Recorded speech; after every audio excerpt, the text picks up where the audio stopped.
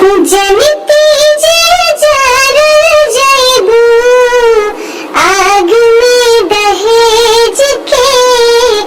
पाप नहीं करती बेटी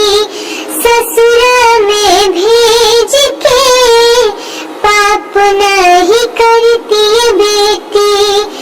जनती जयबू आग में दहेज के पाप नहीं करती बेटी ससुर में भेज के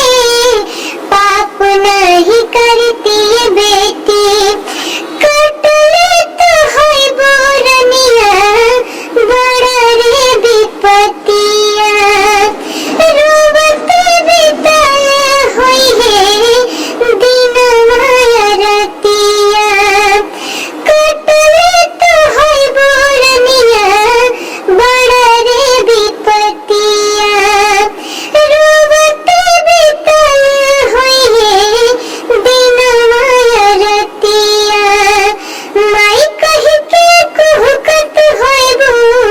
माई कहि के कुहकत होइबू दुखवा गेज के पाप नहीं करती बेटी ससुर में भेज के पाप नहीं करती बेटी का कहे बबूनी हो अपना नसीब के बेटी हो के काहे आइलू घर में गरीब के जियते मुआई दिहलू हमनी के तेज के पाप नहीं करती